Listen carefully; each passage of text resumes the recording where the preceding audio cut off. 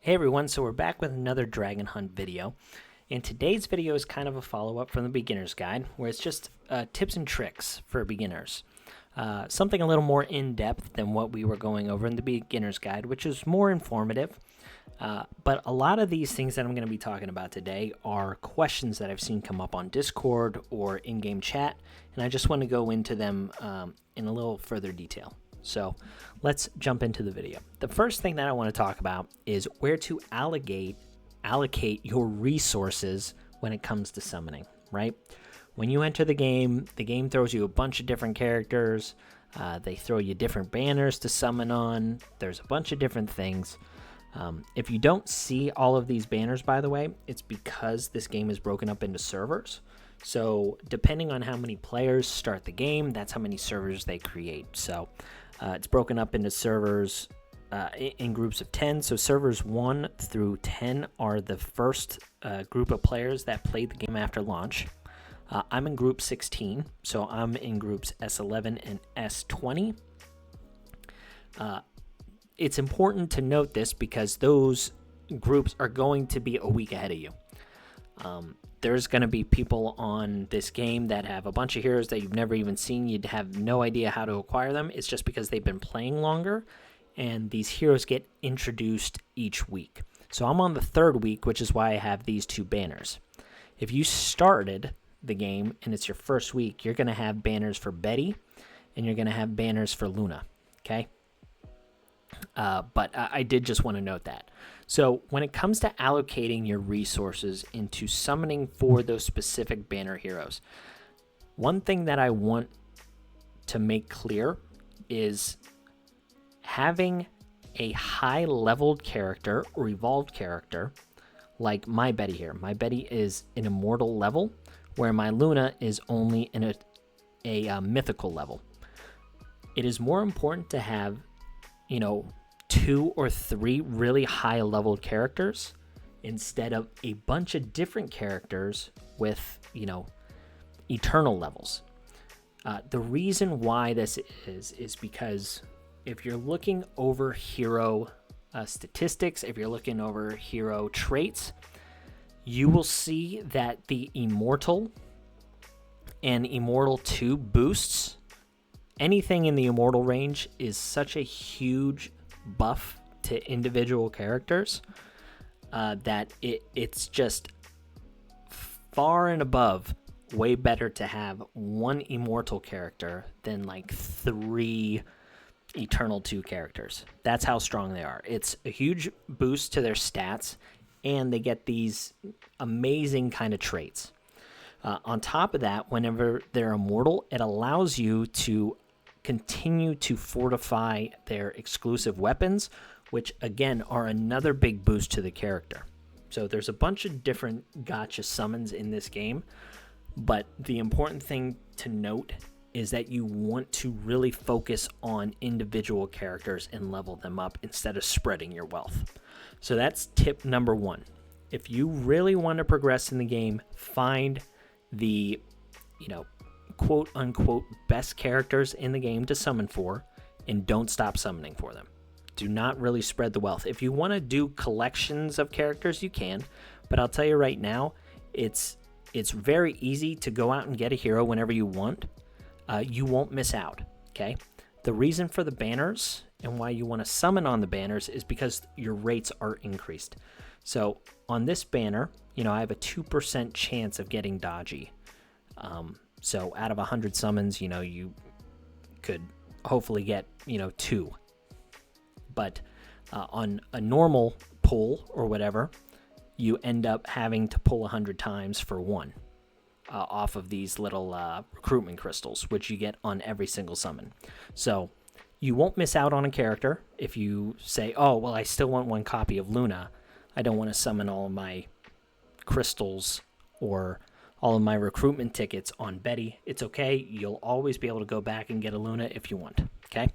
But your account is going to progress a lot further if you focus on one individual character and try and get them up to the highest kind of evolution that you can. Okay, that's tip number 1. Tip number 2 is do not underestimate the free heroes that the game gives you, okay? Joan is a 7-day login reward, and she is a very strong character. I still use her to this day, and I'm what you would consider a quote-unquote whale, right? But she's still really strong. She has really good abilities, and she pairs well with one of the strongest heroes in the game, which is Guan Yu, okay? I know in a lot of games, sometimes the freer characters tend to be heroes that you think aren't going to be good, but in this game, I can tell you that they are good. Joan being one of them. The other quote-unquote free character or SSR character is Natalie. So you can get Natalie by doing one of the adventure modes in this game, which is Ruler Trial, which you should do every day. It resets every day. But you get these little currency tokens, and in the shop you can buy Natalie for 4,000 tokens, I believe. This resets in 11 days. I don't know if her tokens also reset, and it goes back up to, a different value, because it does say 25% off here. So, I don't know. But she is also a very strong character.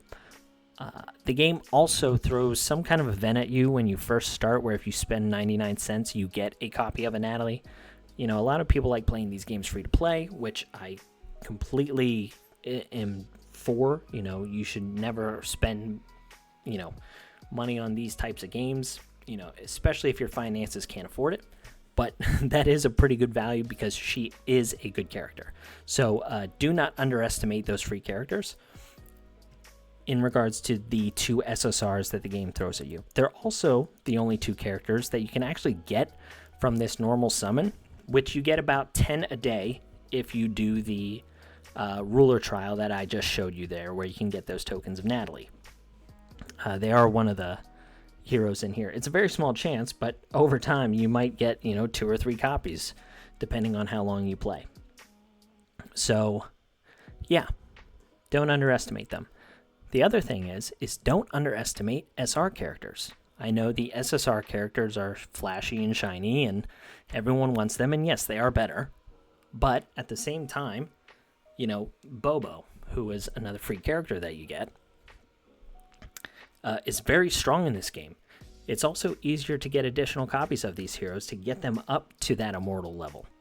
So a lot of these heroes can be utilized even in the endgame.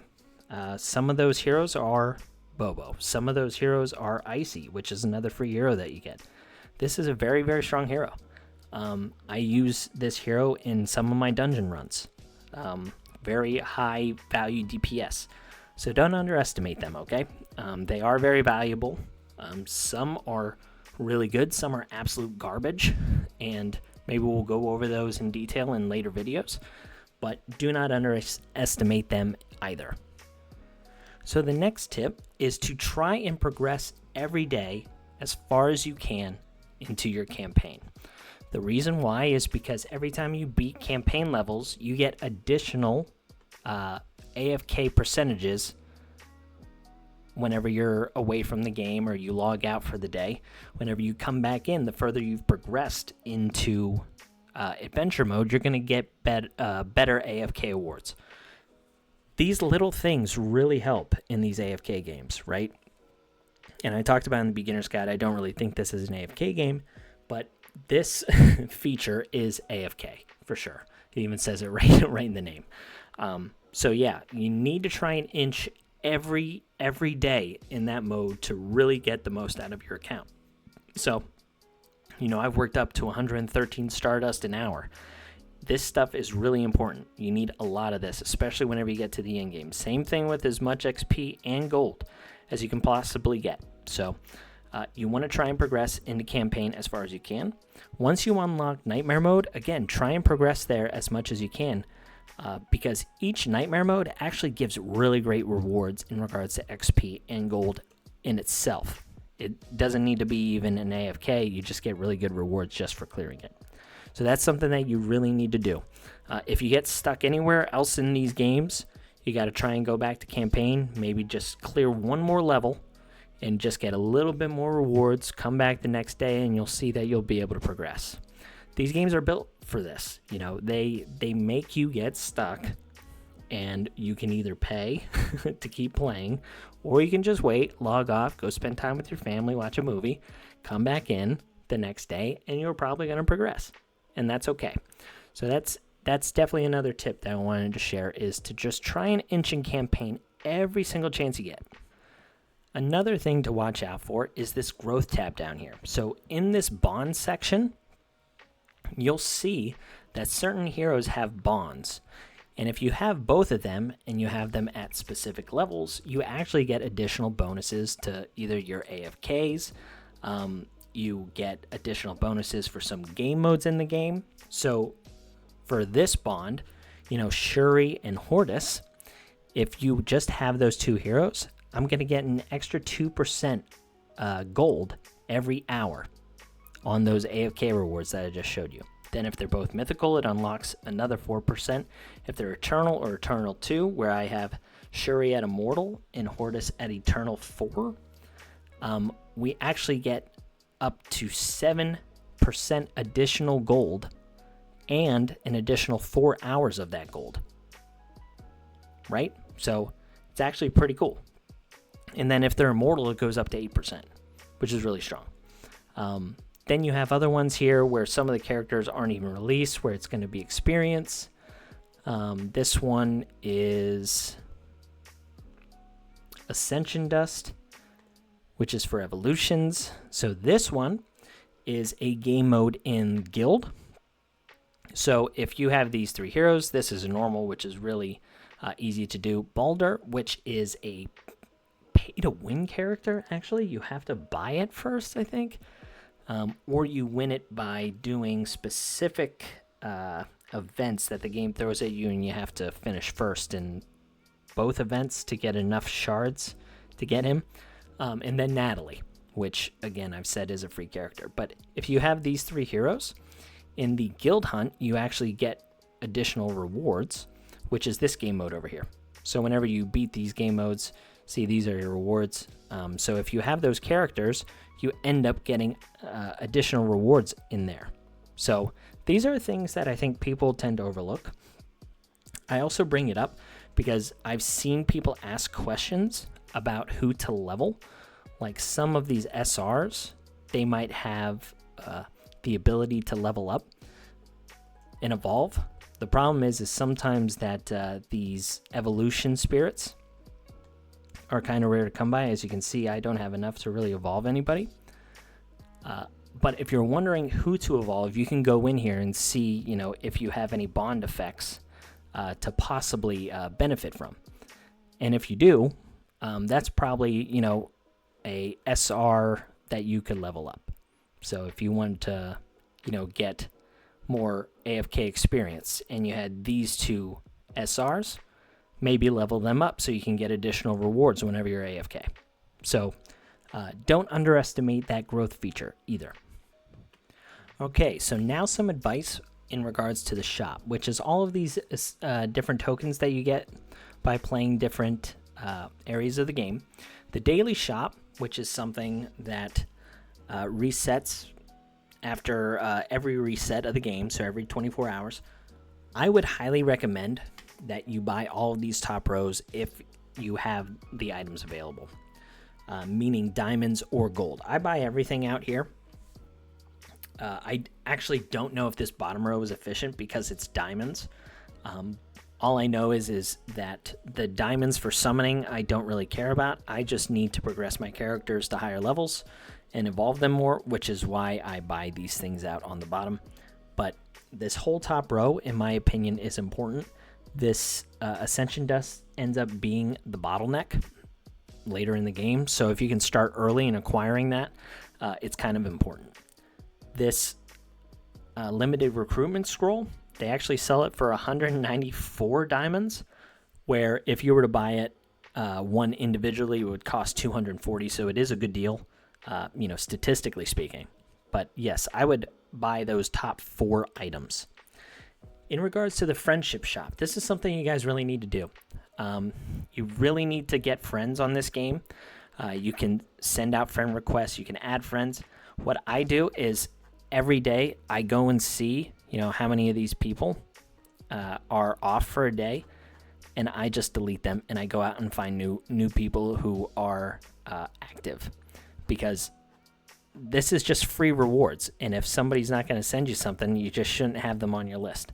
So you can claim up to 30 of these tokens a day, and a lot of these items are actually really valuable. Like getting 2 of these scrolls each day is really good. Like I said, you can get, a Luna, not Luna, Joan. You can get a Joan, you can get a Natalie from there. You can get, a super rare character.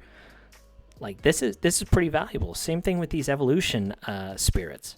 These things are hard to come by. Sometimes they're a bottleneck. Ascension dust. All of these things. You can also even get orbs to do additional runs in dungeons. So you really want to have active friends. Any of these items are actually really good. I would prioritize probably the evolution stones or the scrolls. For someone who's more free to play, the scrolls probably matter more, because you could potentially get the Joan or the Natalies, which is nice. And as you progress further into the game, these additional dungeon runs are really going to help to get additional gear, not only to get better gear for your characters, but also for materials to level up your gear, because that's also kind of a bottleneck. So when it comes to ruler or trial, I always think Natalie is a good purchase. I've had other people argue this just because you can get multiple SRs for the same cost as Natalie, which I understand the argument. But I also think Natalie is a pretty underrated character, which is why I'm going that route. But if you wanted to, I think any of the SRs are probably a decent purchase. There are some that are better than others. Jerry is very, very good. Bobo is very, very good, but his shards are easier to get because they're considered a rare, which is why it's in purple instead of a super rare. So whenever you're summoning with those basic scrolls that you get every day, it's easier to come by Bobo than others. So anyway, so Jerry, Icy, which we've already talked about, is very good. Thera is actually a pretty decent support character. Maya is a very strong SR for the elementals. And then, that's about it. These are also pretty good purchases. You get one of these purchases every time you unlock a higher ruler trial level. I would highly suggest you buy those as well. And then down here, the evolution spirits are okay. These items over here are worthless. Do not buy those. They're just not good enough in regards to the SR characters. I would just either buy the SR characters, the evolution spirits, or the Natalie or her weapon. So when it comes to guild shop, it's really also important that you join an active guild. You get a lot of really good free rewards in there. But this video is not about that. I'm just kind of talking about tips and tricks, things that you should be buying. So for most people, a lot of this stuff won't be unlocked. For me, we still need level 5 or 6 unlocked in this game, and I'm in one of the higher end guilds. So we still have a lot of things to unlock. But as you see, I just bought a lot of Joan shards. Once you get to 60 of these, you can get another copy of Joan, and I've already talked about her being pretty good. I would just spend it on this. If you do have, I think, level 4 or 3 unlocked of your guild shop, you're able to buy exclusive weapons, recruitments. These are really valuable. I would also spend your guild coins on those. I'm saving up for Joan's weapon, actually. And then the Lion King Championship. This is the 3v3 arena. I would really prioritize this first SSR Dragon. It's very strong. It provides actually some really good damage output for your rogue heroes. So I would prioritize those tokens. And then on top of that, depending on other dragons that you might have pulled, you can continue to evolve your dragons similar to your heroes. You can actually see this in the Dragon Wing tab. So this dragon for me is evolved to Eternal. And when that happens, they actually get additional bonuses. So he has additional health, armor, and attack bonuses. And then he also has, additional damage for my elemental heroes, which you can see a symbol here. He's, for the elemental heroes themselves. So you really want to prioritize additional copies of these dragons. They can get pretty strong. The other thing is as you progress later in the game, you'll notice that leveling up gear is pretty difficult. You don't have the materials, and it's really slow going because all you can do is kind of level up your crappier gear that you get from dungeons into your better gear. So I found this to actually be a pretty solid value. This is the best type of equipment metals to level up your equipment. So this is actually a pretty valuable resource as well. But the dragons themselves are pretty valuable, and until you have them at a higher level, I really wouldn't spend too much on this. So the last thing I'll say, to make this video not super long, is really just try and progress as far as you can in each individual area. Every little bit helps in these games, especially for efficiency. You want to try and progress each day in some kind of area, even if it's just one level in campaign. That's going to be a win for you. Because when you come back the next day, you're going to get more AFK rewards. You're going to be able to level up more and more heroes. And you'll find that each of these, different types of game modes are much easier to, progress in. I hope some of these tips helped. I will begin to go into further detail, like on individual game modes going forward. But the first two videos that I put out, I wanted them to be a little more beginner specific before I really started jumping into the individual game modes. So stay tuned for more content on this. I hope you guys enjoyed it, and I'll catch you on the next one. See ya.